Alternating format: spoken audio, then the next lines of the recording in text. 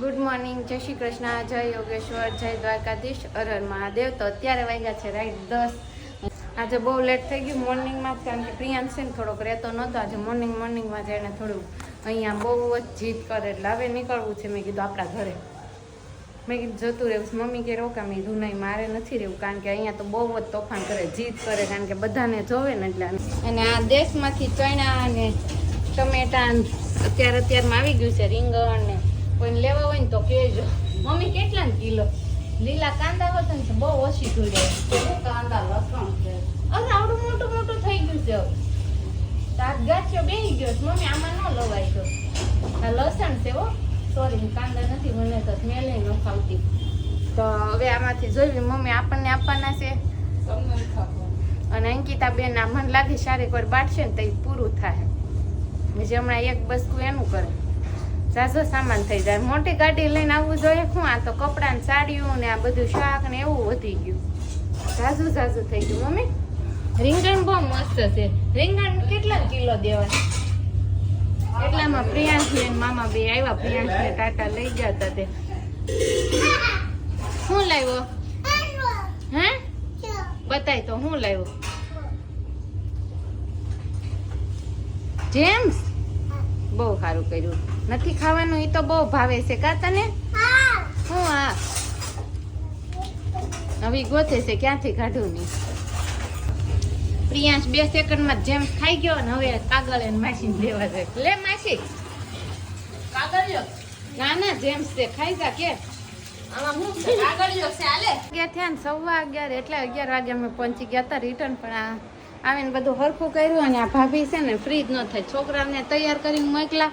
અને હવે એને કર્યું સાફ સફાઈ અભિયાન, કારણ કે આ ઓર્ડર પૂરા થાય ને પછી આ અભિયાન ચાલુ કરવું જ પડે. એમાં એવું હતું, પેલા મારે સ્વીચ ને એવું બધું હરખું કરવું હતું કે નહીં, એ બધા ખાના હરખા કર્યા અને બીજી ઝાપટ કરી કચરા કાઢ્યા. પછી છોકરાને ટાઈમ થઈ ગયો તો મેં પેલા હું ત્યાં નીચે કરી આવું, પછી પાછી છોકરા વયા જાય ને પછી પાછી કાઢીશ.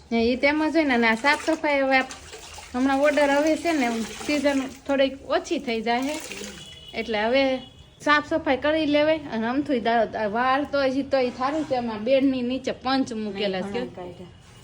પંચ કાઢ્યા તો પંચ નહીં તો આમ વાળ ઘણા કાઢ્યા, કારણ કે આ કબાટની નીચે છે કા એમ વ્યા છે. પણ તો સારું છે, બેડની પાસે આપણે પંચ મૂકી દીધા, નકર ઈ ભરાઈ રે.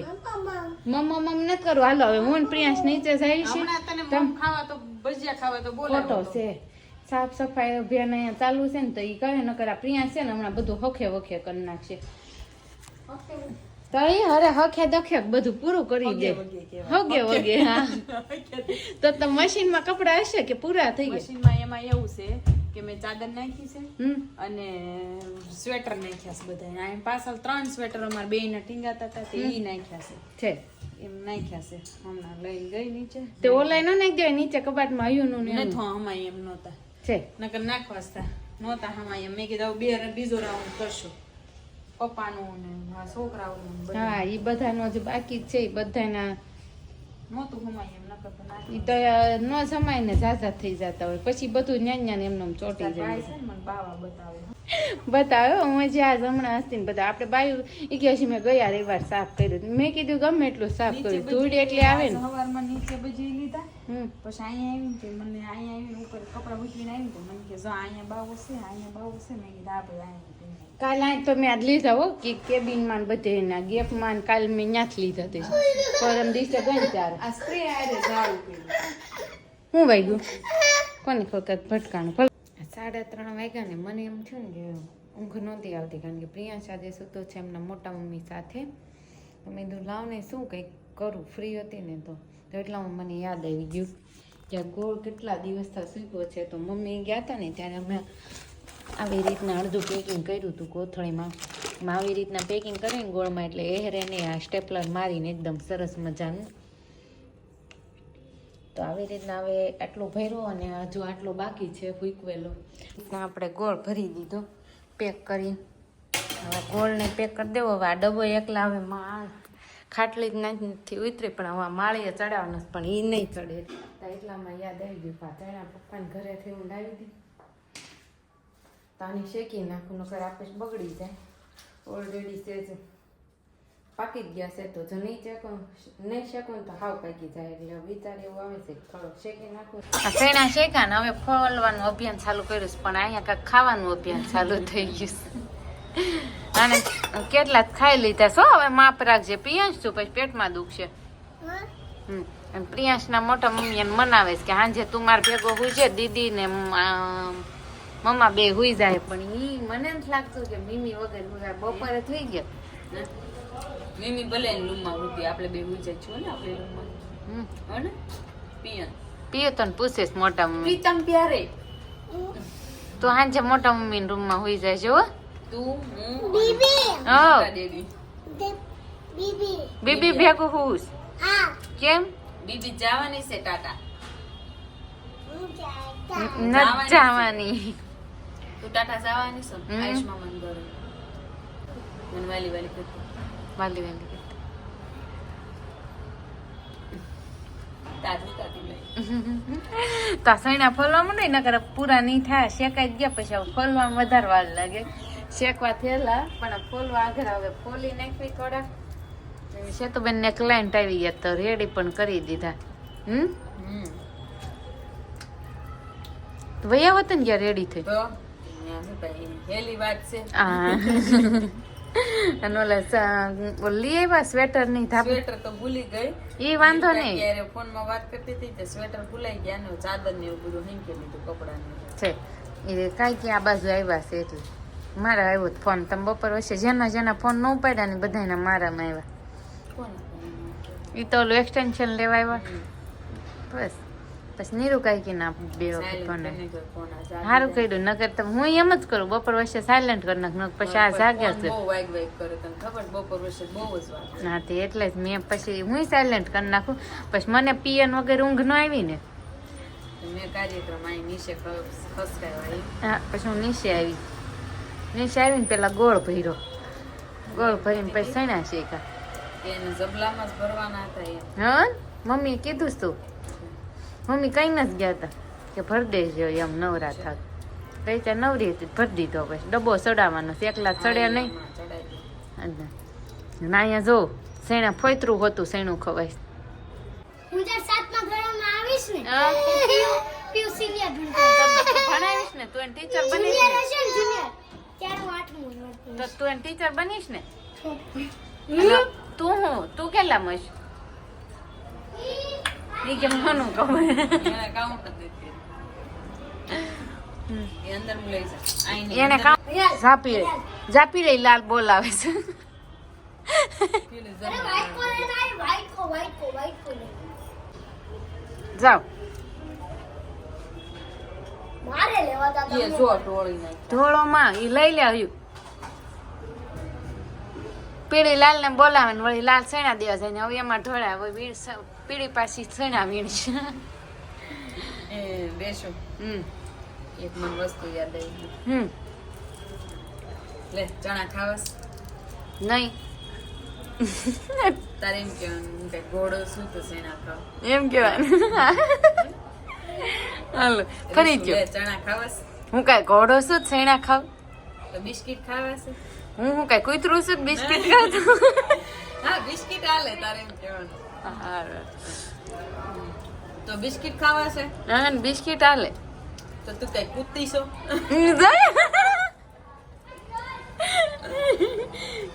અગાઉ જ મેં હાસું કહી દીધું ને પણ અને આમ નમક મંગાવ્યું પણ તમારે જો કરવું શું સેનાને ભેળવીને ખાવું છે તો હું ક્યાં નહીં જાઉં સાઈડ જ નથી.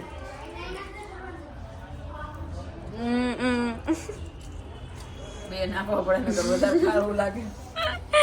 આપણે મોળા શીખવી ઘણા મીઠું નાખીને જ શીખે પણ એમાં પાણી નીકળે ને એટલે પછી આપણે તમથું કોઈ નથી નાખ્યું. તો આ સૈણા તો માંડ ફોલાઈ ગયા. હું સેતુબેન છે ને ત્યારે 6:30 5 મિનિટની વાર છે ત્યારે સૈણા ફોલાઈ જાય. હે સેતુબેન અને એક ઝુંબેશ ઉપાડી હતી પણ પૂરા થઈ ગયા ને બગડી જાત. જો ન ઉપાડવી ને તો પડ્યા રહે એવું થાય. જે કામ આદરવી ને એ થઈ જાય. તો એક કોમેન્ટ આવી છે કે તમારે શેમ્પુ કયું વાપરો છો? મારું પ્યોર બદામનું. આપણે રીલ્સ તો મૂકી હતી કે વાળમાં શેમ્પુ નું પોષણ શેનું મળે બદામનું જ મળે. બદામનું એ તો ખાલી રીલ્સ જ હતી પણ હું મેટ્રિક્સનું શેમ્પુ યુઝ કરું છું 7 વર્ષથી કન્ટિન્યુ. મેટ્રિક્સ તો ભાભી 7 વર્ષથી કન્ટિન્યુ મેટ્રિક્સનું શેમ્પુ યુઝ કરે છે એટલે એના વાળ જો કે નેચરલી આવા જ છે. એટલે તમે એમની માટે પૂછ્યું હોય છે એના માટે એ તો મને નથી ખબર, પણ એના વાળ નેચરલી હાથે છે. આમે તે અમે દર વર્ષે કંઈક ને કંઈક વાળમાં ટ્રીટમેન્ટ તો કરાવી જ. અમે સ્મૂથનિંગ કા સ્ટ્રેટનિંગ એવું કંઈક નોર્મલી કરાવી નાખી. 3 વર્ષ થાય તો કન્ટિન્યુ કરાવી છે. કા ટ્રીટમેન્ટ છે તો બેન એક વખત સ્ટ્રેટનિંગ કરાવ્યો, એક વખત સ્મૂથનિંગ કરાવ્યો. હેર તો હારા જ હોવા જોઈએ. જો એમાં છે ને તમે ટ્રીટમેન્ટ કરાવો ને હવે તમે યો ને ભારે કરી પોલીસ આવી ગઈ.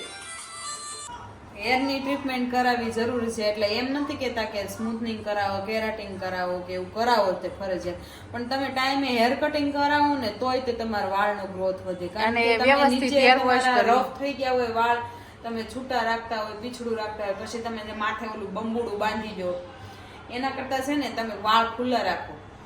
ઓલું ઉપર બાંધી દે ને એટલે આપણા વાળને છે ને એ જેવું જોઈને એવું પોષણ ન મળે. અને તમે અહીંયા સતત બટરફ્લાય નાખ્યા કરો એટલે અહીંયા જોવો તમારે વાળ થઈ જાય, દુખે તે, અને વાળ એકદમ ઓલા થઈ જાય, ક્રીસ થઈ જાય. તમે આમાં ગોળ ગોળ પપુડું વાળીને ઉપર ચડાવો ને એટલે છૂટાઈ નો રાખો. તમે એક પીછડું વાળીને રાખો, પણ ઉપર જે બટરફ્લાય નાખીને જે બંબુડું વાળી દો ને એ ન કરે. આવી રીતના ઓપન રાખવાને. હવે મને ટેવ પડી ગઈ, નકર જો મને આવું પીછડું હોય ને તો આમ વાયગા કરે ને એવું થાય, નડે ને તો હું પણ બટરફ્લાય જ નાખી, પણ તોય મને બંધ કરાવી દીધી ગયા.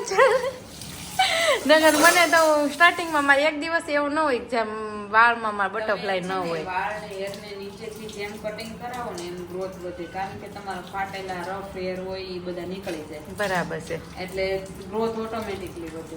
તમે એની ટ્રીટમેન્ટ જ કાંઈ ન કરો, નો હેર કટિંગ કરાવો, બસ મારા વાળ ખરે છે. મોસ્ટ ઓફ જેટલા અહીંયા પાર્લરમાં આવે ને એમ કે અમારા વાળ ખરે છે, તમે કાંઈક આઈડિયા આપો. આપણા હોર્મોન્સ ચેન્જ થાય એટલે વાળ ઓટોમેટિક ખરે, પછી એને હાથે બંધ થઈ જાય. અને વાળ ખરતા હોય ને તો એની પાછળ બીજા આવતા હોય, નહીં તો બધા ટકા ન થઈ ગયા હોય. સાચી વાત છે. એટલે આપણા હોર્મોન્સ ચેન્જ થાય ને એટલે એવું થાય, ખરવાની પણ એ મતલબમાં કેર કરવી એટલે હારા રહે. પછી એના હાથે બંધ થઈ જાય અને એમનો હારા ન રહે, કેર કરો તો હારા રહે. કરવી પડે એની.